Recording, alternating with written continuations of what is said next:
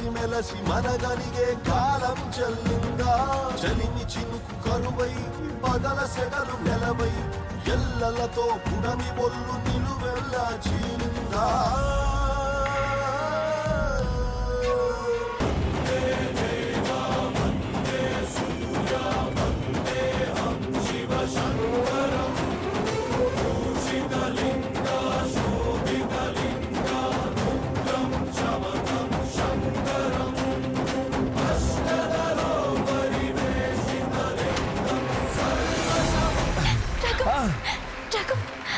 రఘు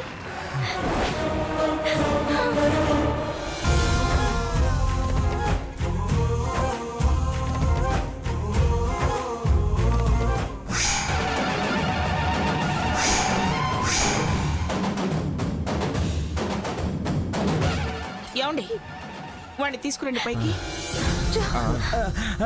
రఘురా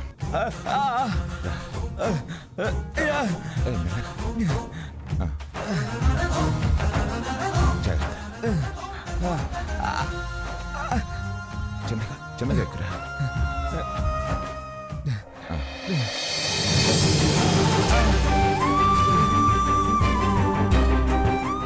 కూర్చోరా కూర్చో.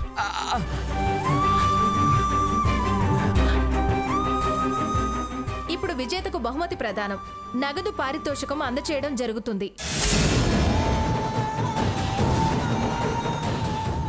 ఏ భంగపాటు దరిద్రపు దేవి గారు,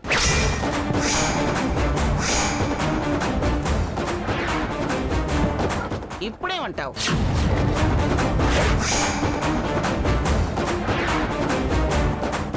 గెలవడు గెలవడని వెక్కిరించావు కదా, ఇప్పుడు నీ చేతులతోనే నువ్వే వాడికి గెలుపు తాలూకు జ్ఞాపికను అందించబోతున్నావు.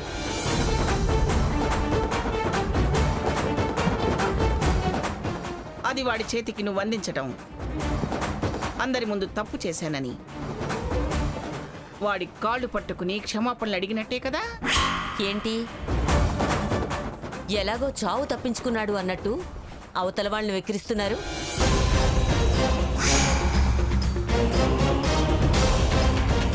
అయినా పేటెంట్ ఏదో వచ్చినట్టు నీ మనవరాలు నీ అంతగా ఎదిగిపోయి పారిశ్రామికవేత్త ఏదో అయినట్టు కలలేమైనా కన్నావా?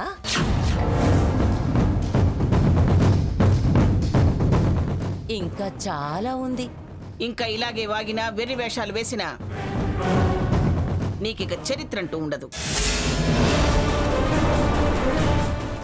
అదే చివరి పేజీ అయిపోతుంది.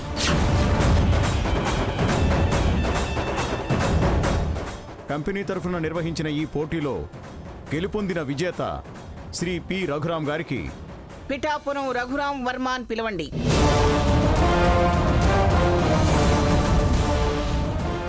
అలాగే మేడం, శ్రీ పిఠాపురం రఘురాం వర్మ గారికి చాలా చాలా థ్యాంక్స్.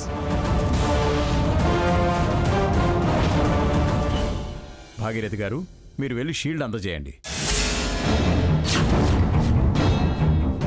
రండమ్మా.